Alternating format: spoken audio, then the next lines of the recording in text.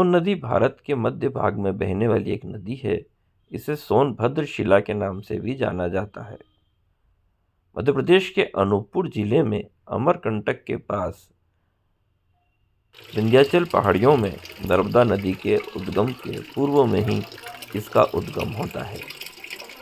यहाँ से नदी उत्तर प्रदेश और झारखंड राज्यों से गुजरकर बिहार के पटना जिले में गंगा नदी में मिलती है।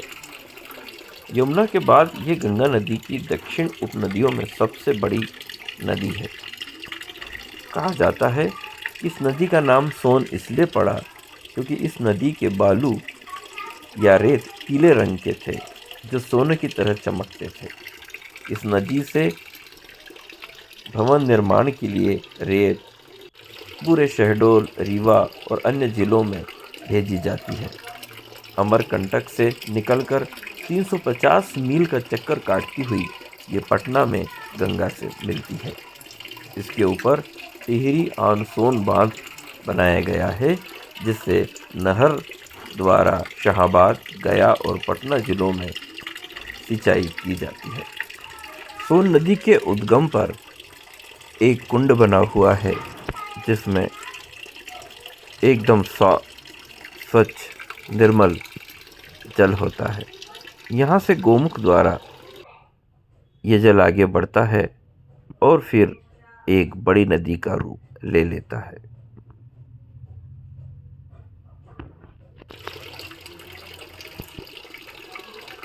देखिए किस तरीके से इस जल कुंड में निर्मल जल है और ये धीरे धीरे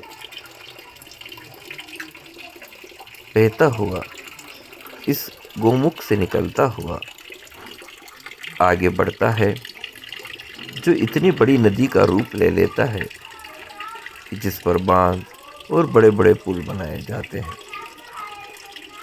गंगा नदी में मिलने वाला ये पवित्र जल अमरकंटक की सुरम्य वादियों में बहता है। दूर दूर तक फैले विंध्याचल पर्वत, सोन नदी और घने जंगलों के बीच से होती हुई ये नदी का पवित्र जल आगे बढ़ता है और नीचे तलहटी में कई सारे जलप्रपात बनाता हुआ अंततः मैदान में जाकर एक बड़ी नदी का रूप ले लेता है। ये हरी भरी वादियां बरसों से नर्मदा और सोन नदी के उद्गम पर स्थित हैं। कई ऋषि मुनियों ने यहाँ पर तपस्या की। वेदों में, महाभारत में, रामायण में, हर प्राचीन ग्रंथ में इन नदियों का उल्लेख मिलता है।